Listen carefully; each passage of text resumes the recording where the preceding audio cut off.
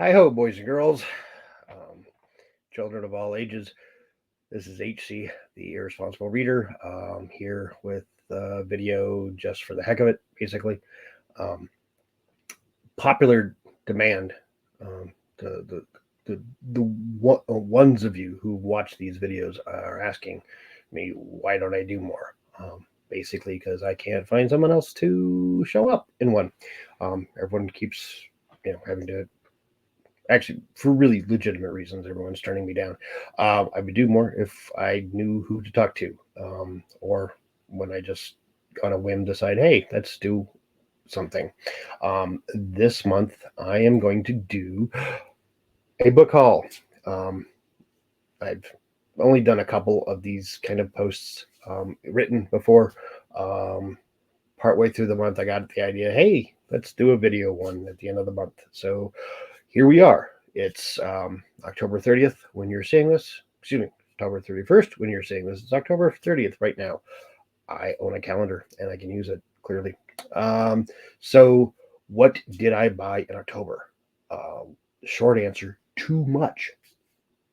But let's actually take a look and see. Um, so, first of all, we've got audiobooks.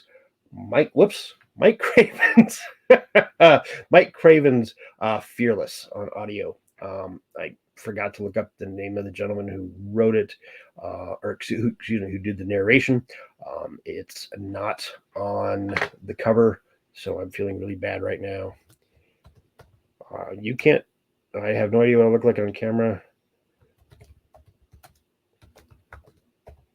Let's see here.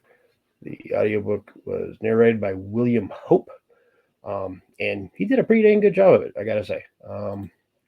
So there is that. There's the right tab. Next slide. Constituent Service, the short story, Audible original, by John Scalzi, narrated by Amber Benson, who just did a fantastic job. I had way too much fun listening to this one. I'm Still a 10-Year-Old Boy, by Nancy Cartwright, the voice of Bart Simpson and many, many other characters. She does a lot of other stuff too, acting in front of the camera, playwright, and all sorts of stuff. This is scads of fun. It's like she knows what she's doing behind a microphone. Obviously read by the narrator or read by the author.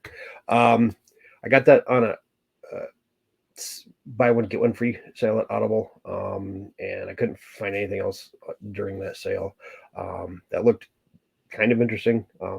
Adventures in Cryptozoology was the exception. Actually, it wasn't like there was nothing else, but a lot of the stuff I already had. Adventures in Cryptozoology by Richard Freeman and David Perkins. It's a nonfiction look at cryptozoologists, and that kind of sounds fun, right? I meant to take that off. Hopefully it's fun. We'll find out. Also, just came out this week, The Late Lord Thorpe, a DCI Smith, excuse me, a DC Smith investigation, by Peter Granger, read by Gildart Jackson. It's gonna be fantastic. I'm looking forward to having a couple of days where I can just put my head down at work and get busy and accomplish things, and also listen to this and focus on it. That's probably going to be next week. And I mean, come on, Peter Granger, what can be better than that? And that's it for the audiobooks for the month. Ebooks, The Killer's Christmas List. I really thought this was a bigger screen. Oh well, they're bigger cover. Killer's Christmas List by Chris Frost.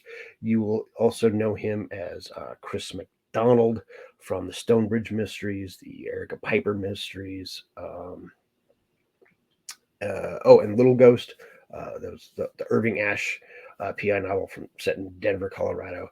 Now he's going by Chris Frost. Got a serial killer. We got Christmas. Nothing says the holidays like Blood in the Snow, right? Looking forward to getting into this one. I couldn't get it last year because it wasn't available in the States when it came out around the holiday, but it's here now. So, yay. A Tale of Mystery by Paul Regnier, I think. I hope. Sorry, Paul. I don't know how to pronounce your name. He a recent arrival to Idaho. He started his self-publishing writing down in California. He lives here now. I've talked with him a little bit. Yeah, I did at least one interview with him on the blog. Excuse me. And I read his really, really fun standalone fantasy Bard Tale a couple of months ago. I haven't quite finished the post on that one yet. Anyway, he's got some cozy mysteries with a dog, or starring a dog. This is the first in the, I think, 5 either short novels or maybe they're novellas. Anyway, it looks fun. It's a dog. Dog on the cover. No, I'm gonna like it. Paladin Unbound and Mystic Reborn by Jeffrey Spate. I hope that's how you say it. This is why I write and don't do audio or video, because I don't know how to pronounce enough names. Jeffrey is making a point of donating any profits he makes this month, excuse me, to hurricane relief in North Carolina. Excuse me, got a little something in the throat. So you've got a few more hours on the day that this posts to go out, grab yourself some good-looking fantasy novels, and spread a little bit of relief in North Carolina. And then the last ebook for the month is Running and Jumping by Stephen Ketty. I hope.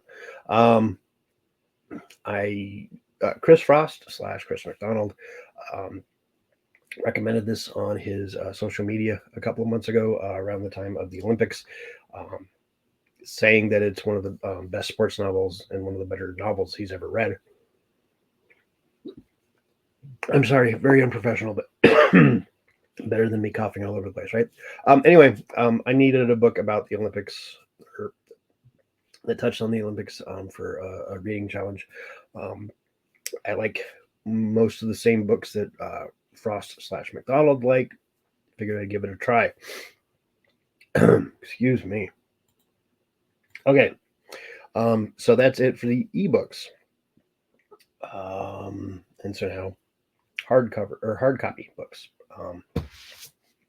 Puppets Attract. I talked about this on the blog on 2 days ago. Very cute little novel. Very cute, very quick read.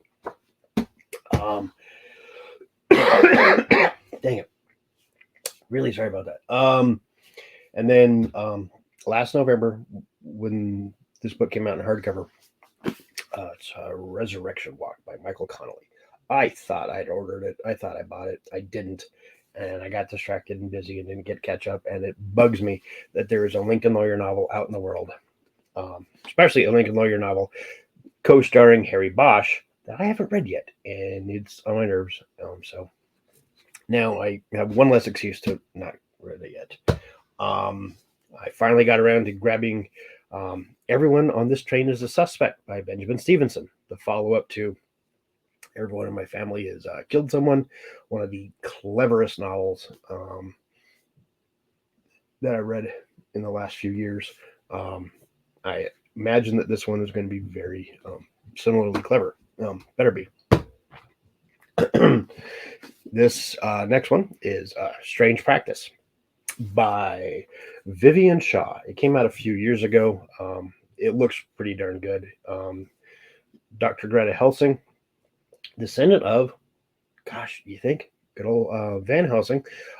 She is a doctor of sorts for the undead. The back cover talks about vocal strain in banshees, which would be pretty bad, arthritis and barrow whites, and entropy in mummies, and stuff like that. And then she deals with like murder investigation as well in London. I got this book because I made the mistake of telling a bookstore manager that books that I was coming to buy since they weren't there, I wasn't going to spend any money, and that felt kind of weird. And so he said, well, let me fix that for you. And a couple minutes later, I walk out with this, and a couple of other books that I decided I fought temptation on. But so that's that. Then I received a lovely little gift from JCM Byrne, Eyes of Empire, turn 5 in the hybrid helix. Appreciate this, Joe. It looks good. I cannot wait to dive into this one. Next, An Instruction in Shadow by Benedict Jaka, the second in his Stephen Oakwood series. I really, really can't wait to see what Jaka is doing next, how he's expanding this world, explaining it to us. And I got to tell you, I don't know how a book like this has been out for 2 or 3 weeks now, and I haven't even cracked it open yet. Something is wrong with decisions I'm making in my life.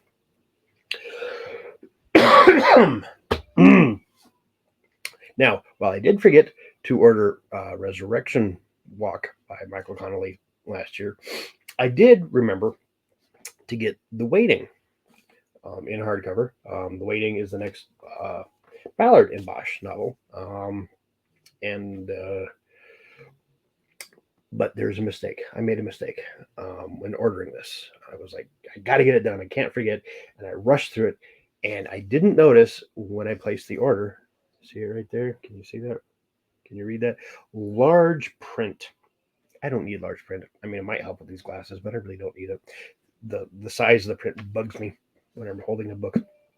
And it's also $9 I didn't need to spend. But there you go. That's a self-inflicted wound there. Regardless, I'm pretty sure once my eyes adjust, I'll enjoy that. The last book of the month, Robert Heinlein's The Moon is a Harsh Mistress. This was actually one of the books that I meant to buy the day I went. I ended up getting the Strange Practice, the Vivian Shaw book. Because believe it or not, folks, hurricanes on the East Coast delay shipments of books. Believe it or not, it's not as important, apparently, in that kind of atmosphere to ship books to Idaho, which, frankly, is the right call, obviously. You don't need me to tell you that. But anyway, if this book had just shown up a week earlier, I would have had one less book to buy. So yes, that's the haul of books there. 18 books for the month. I have read 2 of the hard copy books and 2.7-ish of the audiobooks, and no ebooks. Yeah, this is how Mount TBR grows. Man, I'm really sorry for all the coughing. I hope it doesn't make too much of a bad listening experience. Anyway, clearly you can tell from how dull this video probably is. I need people to talk to. So if you know someone who likes to talk about books, if you are someone who likes to talk about books and wouldn't mind just jibber jabbering with me for a little bit on video, let me know. Otherwise, I hope you kind of, I don't know, found something amusing in this. And I will talk to you soon. Definitely, I'll be writing soon. Be sure, www.irresponsiblereader.com for all of your irresponsible reading needs.